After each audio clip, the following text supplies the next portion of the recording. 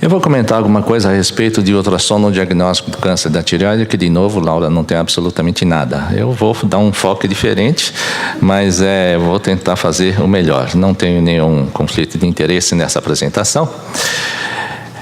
Então aqui eu coloquei dois pacientes, duas ecografias de dois pacientes. Você pode ver nessa figura de cima um corte transversal do lobo direito, corte longitudinal. E você tem esse nódulozinho hipoecóico de contornos mais ou menos irregulares, parece que tem uma calcificaçãozinha aqui no meio. É um microcarcinoma. E aqui embaixo também um microcarcinoma, um corte transversal do lobo direito, e você vê essa área aqui com microcalcificações, essas imagens mais claras, um nódulo bastante escuro, bastante hipoecóico, de contornos totalmente borrados. E na cadeia cervical lateral direita, nível 3, você pode ver uma série de gânglios coalescentes altamente suspeitos de serem gânglios metastáticos.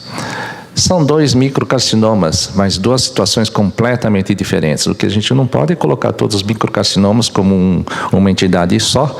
Existem situações totalmente diferentes. Não basta a pessoa, o clínico, o radiologista, o cirurgião, que seja, fazer o diagnóstico do câncer da tireoide, do microcarcinoma, que é muito comum, e encaminhar para a cirurgia como se todos fossem a mesma coisa. Então, antes de encaminhar o paciente para a cirurgia, para o tratamento, o clínico também, ele precisa tentar fazer um estadiamento inicial do paciente.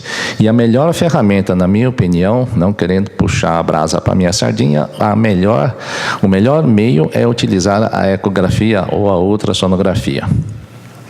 Claro, no exemplo aqui de cima, a conduta, já foi dito aqui, pode ser bastante conservadora. Você pode até fazer um segmento ativo desse nódulo, desse câncer, desse microcarcinoma, evidente se não tiver outros fatores de risco.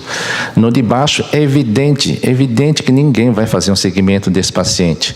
Ele deve ser submetido a uma tireoidectomia total, limpeza do compartimento central, limpeza do compartimento lateral, cervical lateral direito, e inclusive você já pode até programar uma sessão de radiodo para esse paciente aqui de baixo, porque com tudo isso é um paciente de alto risco, apesar dos dois serem microcarcinomas.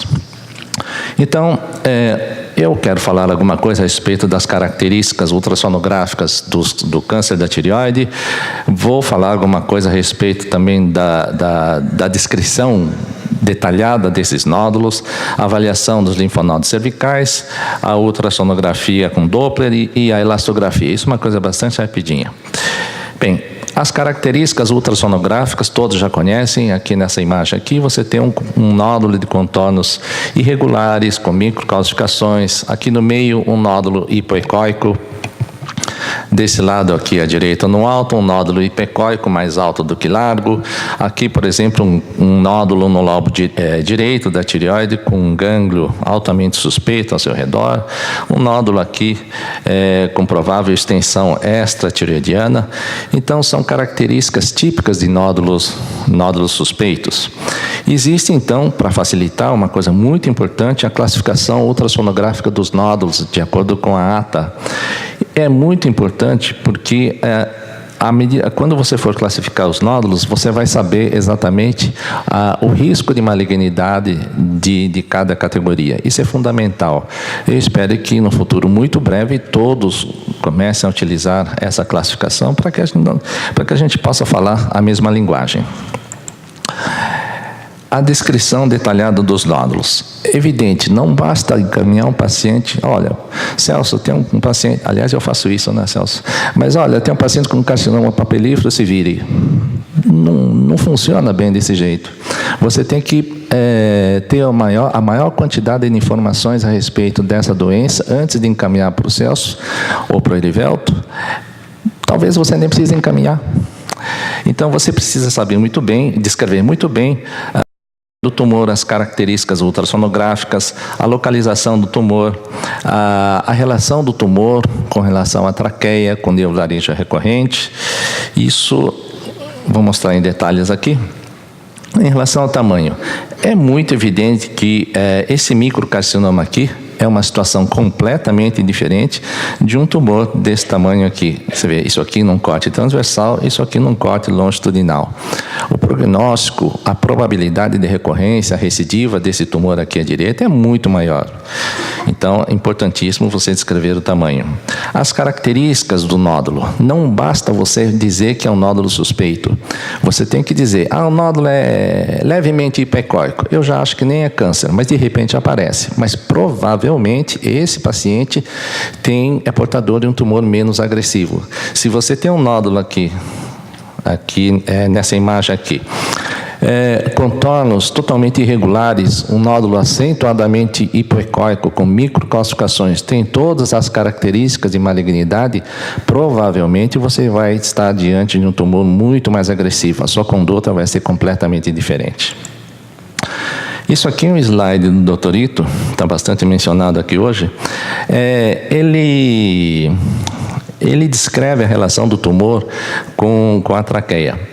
Quando o tumor ele fica assim, como se fosse uma sela em cima de um cavalo, você vê, isso aqui, um corte transversal, você vê que o nódulozinho aqui, ele tem uma grande área, uma grande superfície em contato com a traqueia, e a possibilidade de invasão da traqueia é muito maior. Se você tem um nódulo, um tumor, um microcarcinoma geralmente, que ele só toca aqui a traqueia e ele está formando um ângulo reto aqui, ângulo agudo, a possibilidade de ter uma invasão de traqueia é muito menor. E existem os indeterminados também, que vêm em ângulo reto, a probabilidade de ter uma invasão da traqueia é um pouquinho menor, mas é mais ou menos indefinido.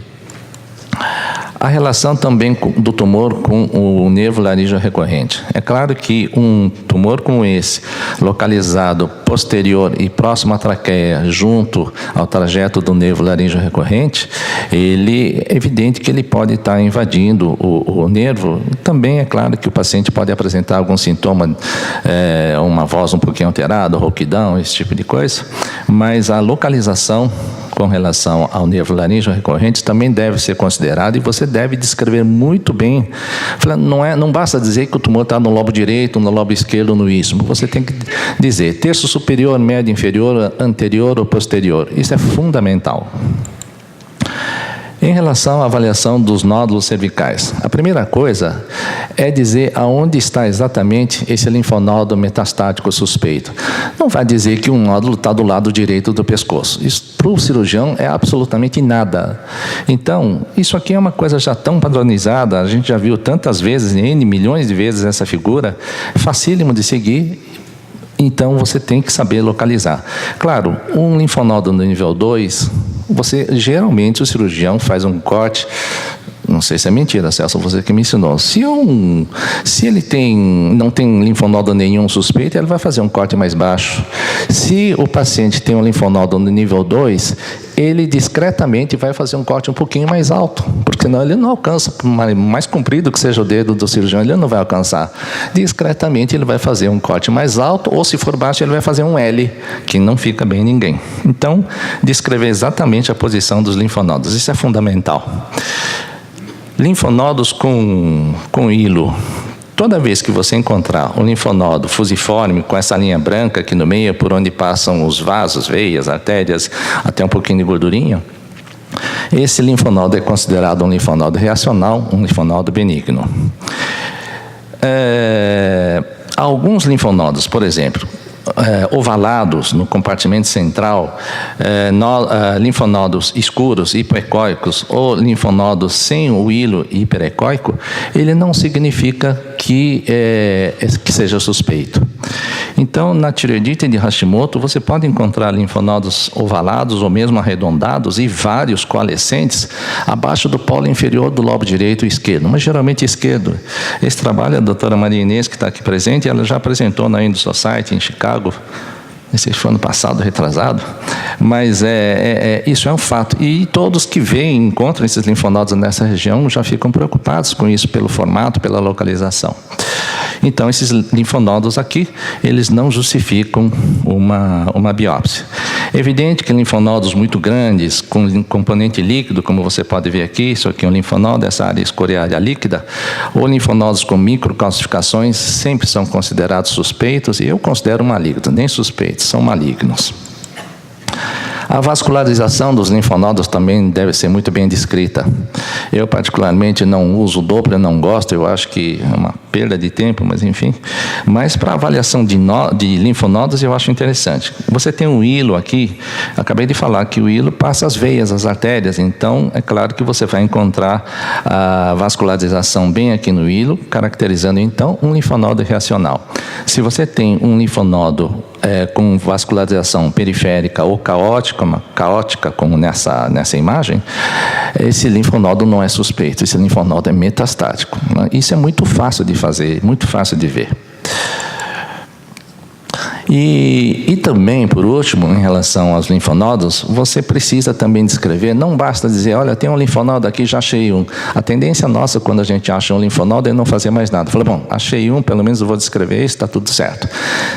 Não rola desse jeito. Você tem que descrever todos os linfonodos, o número de linfonodos, o tamanho do linfonodo, se é pequenininho, se é maior, se são coalescentes, se tem extensão extracapsular. Esse slide está meio manjado, né? Mas aqui você tem um linfonodo aqui, isso aqui, e você vê a extensão extracapsular do linfonodo. Isso aqui é verdade, que nunca você vai encontrar uma coisa dessa. Isso não é extensão, isso é explosão extracapsular. Mas, enfim, é o exemplo que eu tenho. E aqui do lado esquerdo você vê vários linfonodos, né? Isso é importante. E o tamanho do linfonodo também, que é importantíssimo. Doppler. Resumindo, o Doppler, o trabalho que eu considero muito bom é do Dr. Pedro Rosário, de Belo Horizonte, lá da Santa Casa. Ele fez um trabalho analisando mais de 1.500 nódulos ao Doppler, com citologia, e a grande maioria acompanhados pela cirurgia. É um trabalho de pós-graduação. E a conclusão, resumindo, a conclusão que ele chega é que o risco de malignidade ele não tem nada a ver com a vascularização. Então, é vascularizado, o risco é o mesmo que um nódulo não vascularizado. Independe disso. A sensibilidade e especificidade do ultrassom no modo de escala cinza, o modo 2D, aquele método mais simples, é de 88 e 68. Se você adicionar o Doppler, ele não vai alterar a sensibilidade e a especificidade do método. De 88 passa para 89, de 68 passa para 66. Quer dizer, não acrescentou absolutamente nada. Nos nódulos considerados benignos ou não suspeitos ao ultrassom da escala de cinza, os nódulos não suspeitos, o Doppler, independente da vascularização, ele não aumenta o risco de malignidade. Bom, se não aumenta o risco de malignidade, por que você vai fazer uma coisa dessas? E nos nódulos suspeitos, aí sim, os nódulos suspeitos no modo de escala de cinza ou 2D, se você encontrar vascularização central, você pode aumentar um pouco o risco de malignidade. Mas o fato de você não encontrar vascularização central, se você tiver vascularização periférica ou provável ausência de vascularização, isso não diminui o risco. Então, também não acrescenta nada. Resumindo, ele diz que o índice de resistência, pulsatilidade que a gente fazia no passado, eu não faço mais isso, não tenho paciência para ficar fazendo essas coisas que demoram muito tempo, não existe nenhuma recomendação, um parâmetro ou corte para a gente poder definir ou diferenciar o que é benigno do que é maligno.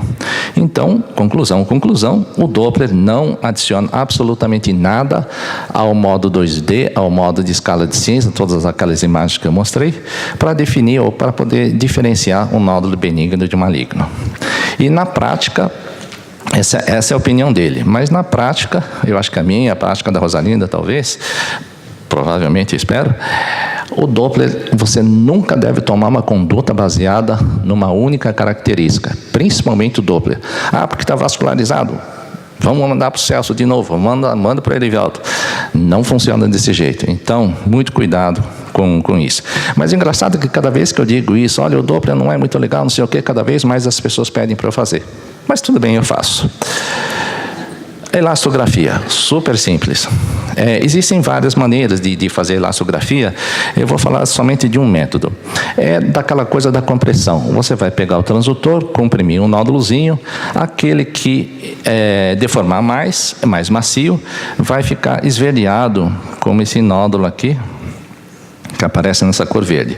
Se o nódulo ele deformar pouco, é um nódulo mais endurecido, um nódulo rígido, provavelmente não tem coloide, não tem nada, e ele vai aparecer assim, esse azul marinho, azul bem escuro. Essa é a ideia, super simples. Então, os nódulos benignos, você pode ver nesse corte aqui, eles têm bastante coloide, e se ele tem bastante coloide, ele tem bastante líquido, ele é macio. Tá bom, então vai aparecer verde do jeito que está aí. Se o nódulo é maligno, então você tem um carcinoma papilífero clássico aí, então é um tumor endurecido, é um tumor muito duro e vai aparecer em azul, como vocês estão vendo aqui. Cadê? Como vocês estão vendo aqui nessa imagem aqui. Ótimo. O problema é que o carcinoma papilífero, evidente, também já foi falado várias vezes aqui hoje, ele pode se apresentar como um padrão clássico, sem coloide ou com pouquíssimo coloide, é um tumor totalmente sólido. E aí sim, você vai encontrar um tumor duro, um tumor rígido, que vai aparecer naquela cor azul que eu mostrei. Se você tiver o carcinoma microfolicular, papilífero variante microfolicular, você vai encontrar uma quantidade de coloide. Evidente que o tumor vai ser um pouquinho mais macio. E se você tiver a variante macrofolicular com uma grande quantidade de coloide, o tumor vai ser muito mole-mole. E isso vai ser confundido com qualquer outro nódulo benigno, nódulo coloide, nódulo adenomatoso, ou mesmo adenoma folicular, ele pode ser confundido. Não bastasse isso, muitos tumores, uma grande parte dos tumores, ele é composto então por um padrão papilífero, que você pode ver com esses núcleozinhos aqui, essa parte aqui de baixo, tá? E aqui embaixo também. E, ao mesmo tempo, você pode ter até, nesse mesmo campo, áreas com folículos aumentados macrofoliculares, mas também isso não é tecido normal, isso aí é a variante macrofolicular do carcinoma papilífero. Então você vai ter áreas verdes, áreas azuis, áreas verdes e áreas azuis, e você não vai chegar a conclusão nenhuma. É claro que quando você encontrar um tumor totalmente sólido, duro, azul escuro, a probabilidade de malignidade é muito alta. Então o método é bastante específico, mas a sensibilidade é muito baixa. Então, isoladamente, também a gente não deve tomar qualquer conduta baseada só na elastografia ou mesmo no Doppler. Então, o que eu quero que vocês se lembrem é que existe a classificação ultrassonográfica da ATA, vocês precisam conhecer, não basta você encaminhar o paciente para fazer ultrassom e ele dá um laudo e você fazer o que está escrito no laudo. Vocês precisam conhecer a classificação da ATA, vocês precisam saber exatamente, não é um nódulo suspeito, você precisa saber exatamente o tamanho, as características ultrassonográficas, lembrar novamente que quando você tem várias características de malignidade, provavelmente vocês estarão diante de um tumor mais agressivo. A localização, é claro, como eu já mostrei, aquele slide do Dr. Ito, ele pode estar em cela, ou pode só estar encostando um pouquinho na traqueia, ou pode estar em ângulo reto. Isso muda muito a conduta do cirurgião. E com relação aos linfonodos cervicais, evidente, você tem que saber localizar muito bem, descrever muito bem as características do gânglio, o número de gânglios, o tamanho de cada um e dizer, se possível, se alguns desses gânglios têm extensão extratireoidiana. O Doppler do ultrassom, que eu acho que conversa para boi dormir, e a ultrassonografia, a elastografia, que é um método que eu acho que em algumas poucas vezes ele pode ser útil. Algumas vezes no ultrassom no modo 2D, ele é incaracterístico. E na elastografia, se ele aparecer totalmente duro e azulado, aí sim, provavelmente vocês estarão diante de um carcinoma papilífero. É isso que eu queria que vocês lembrassem. E antes de mais nada, como a Edna também agradeceu, eu também quero agradecer, principalmente aos professores Geraldo Medeira e Rosalinda Camargo, que foram os meus mentores e orientadores durante os últimos 25, espero que seja por mais 25 ainda, pessoas iluminadas que fazem a diferença na vida da gente. Pessoal, para vocês um grande abraço e obrigado pela atenção.